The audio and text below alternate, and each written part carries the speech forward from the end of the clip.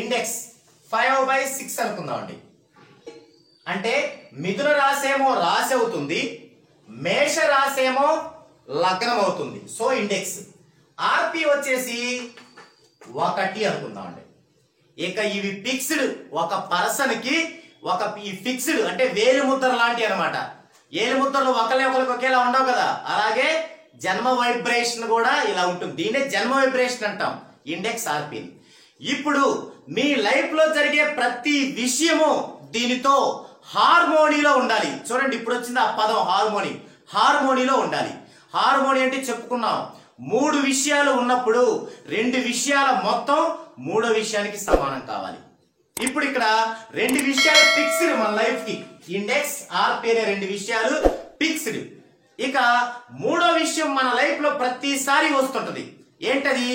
మొట్టమొదటిది పేరు, నామకరణం. మనం పుట్టిన తర్వాత మొట్టమొదటిది పేరు, నామకరణం.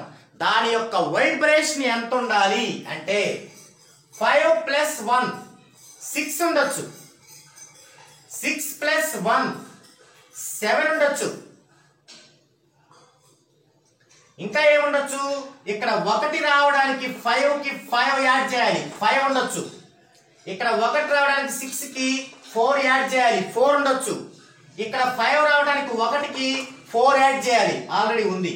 ఇక్కడ 6 రావడానికి 1 కి 5 యాడ్ చేయాలి, ఆల్రెడీ ఉంది. సో ఇవి 4 5 6 7. ఈ వైబ్రేషన్ లో మన పేరు ఉండాలి. మన యొక్క జన్మ వైబ్రేషన్ కి హార్మోనీలో ఉండాలి అంటే ఖచ్చితంగా ఈ వైబ్రేషన్స్ లో మన నేమ్ ఉండాలి. ఈ వైబ్రేషన్ లో మన నేమ్ ఉన్న తర్వాతే ఇక name total, vowels, consonants etcetera etcetera etcetera పెట్టాలి. అంతేకాని ప్రాథమికమైన ఈ విషయాన్ని వదిలేసి ఎక్కడో చివర ఉన్నటువంటి ఒక name total, vowels total, consonants total ని పెట్టడం అనేది ఎట్టి పరిస్థితుల్లో సంపూర్ణమైన నేమ్ కరెక్షన్ కానే కాదు. ఓకే, ఇది హార్మోనీస్ అంటే. ఇప్పుడు నామకరణం అయిపోయింది, ఇంకేం చేయాలి? విద్యాభ్యాసం. మరి బళ్ళో చేర్పించాలి, స్కూల్లో చేర్పించాలి. మరి ఎప్పుడు చేర్పిస్తే ఆ పిల్లాడు బాగా చదువుకుంటాడు, బాగా మార్కులు తెచ్చుకుంటాడు, అత్యద్భుతమైన తెలివితేటల్ని చదువులో ప్రదర్శిస్తాడు అంటే, ఫర్ ఎగ్జాంపుల్ ఇప్పుడు జనరల్ గా జూన్ 15 నుంచి జనరల్ గా ఓపెన్ చేస్తుంటారు అనుకోండి స్కూళ్ళు. మన వాళ్ళు ఏం చేస్తారు? జూన్ 15 తర్వాత శనివారం బాగలేదు, మంగళవారం బాగలేదు, సోమవారం బాగుంది అని అలా ఒక 100-200 సంవత్సరాల క్రితం పద్ధతినంతా పెట్టి వాడి యొక్క జీవితాన్ని బుగ్గిపాలు చేస్తారు. అది తప్పండి. ఏం చేయాలి? ఇప్పుడు జూన్ 15 2020 అనుకుందామండి. 15 జూన్ 2021 అనుకుందామండి. 2021లో జూన్ 15న స్కూల్ ఓపెన్ చేశారు. ఇప్పుడు మన పిల్లాడిని చేర్పించాలి స్కూల్లో. ఏ డేట్ లో చేర్పించాలి? ఆ పిల్లాడి యొక్క జన్మ వైబ్రేషన్ ఇది, ఇండెక్స్ ఆర్పి. ఇప్పుడు ఆ పిల్లాడి యొక్క ఇండెక్స్ ఆర్పి ఇది.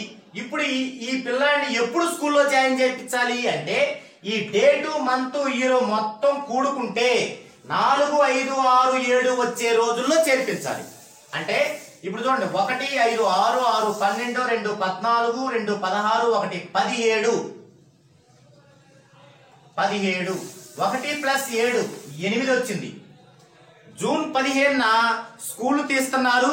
ఈ రోజు సోమవారము, ఈ రోజు పౌర్ణమి, చాలా మంచిది అని చెప్పి గనక స్కూల్లో జాయిన్ చేస్తే వాడి జీవితం అంతా నరకప్రాయం అవుతుంది.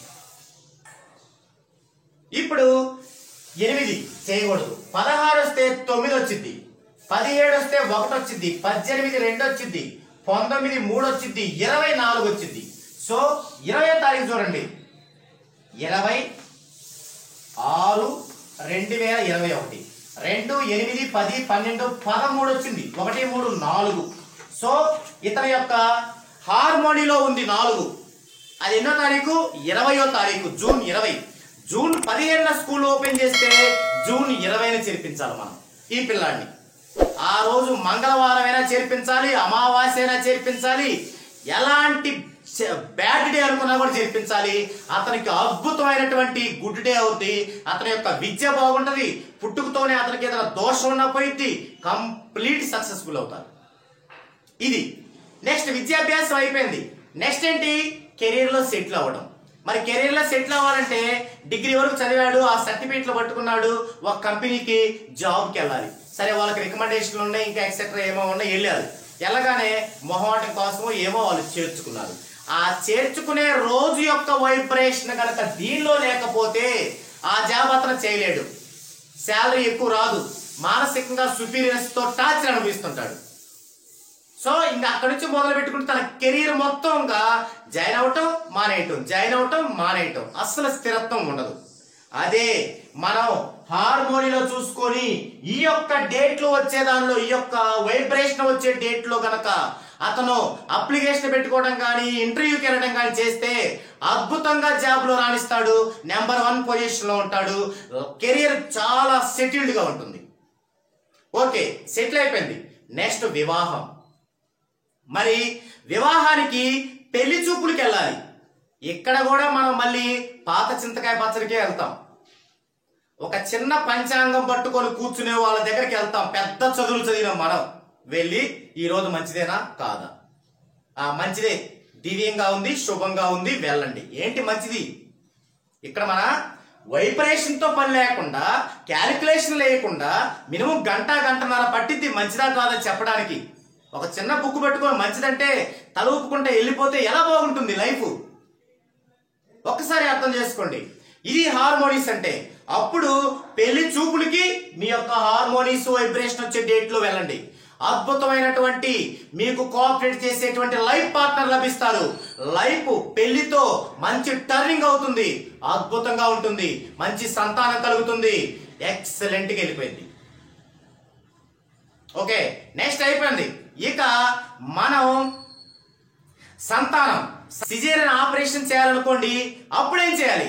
అప్పుడు కూడా యజమాని అంటే భర్త యొక్క హార్మోనీలోనే సంతానానికి మనం సిజేరియన్ చేయించుకుంటే అద్భుతంగా ఉంటుంది, తక్కువ ఖర్చులు అయిపోతుంది, తల్లి బిడ్డ షేప్ గా ఉంటారు, ఆ సంతానం బాగా అభివృద్ధి చెందుతుంది, ఆర్థికంగా వీరికి బాగా అభివృద్ధిగా ఉంటుంది. అలాగే వీరు ఏదన్నా కొంత డబ్బు ఇన్వెస్ట్మెంట్ పెట్టాలి, లేదా ఒకరి దగ్గర అప్పు తీసుకోవాలి, లేదా ఒకరికి అప్పు ఇవ్వాలి. ఇలా ప్రతి విషయంలో కూడా మనం ఈ యొక్క జన్మ వైబ్రేషన్ కి సంబంధించిన వైబ్రేషన్ లో హార్మోనీలో ఉండే విధంగా కనుక చూసుకుంటే అద్భుతంగా రాణించగలరు, లైఫ్ అంతా హ్యాపీగా ఉంటుంది. ఓకే, సరే. ఇప్పుడు మనకి మన యొక్క జీవితంలో, మన యొక్క డేట్ ఆఫ్ బర్త్ లో ఎంతో ముఖ్యమైనది డెస్టినీ. ఈ డెస్టినీ ప్రకారం కొన్ని ఫిక్స్డ్ గా మనకు హార్మోనీస్ ఉన్నాయి. అవి ఎందుకంటే లైఫ్ పార్ట్నర్ ఎంచుకోవడానికి, స్నేహం చేయటానికి, తర్వాత బిజినెస్ లో పార్ట్నర్స్ కలుపుకోవడానికి, అలాగే ఒక బిజినెస్ చేయటానికి, ఇలా ప్రతి దానికి కూడా ఆ డెస్టినీకి సంబంధించినవి మనకి వర్తిస్తాయి. అయితే ఆ డెస్టినీకి సంబంధించిన హార్మోనీస్ టేబుల్ ఏంటో ఇప్పుడు మనం చూద్దామండి.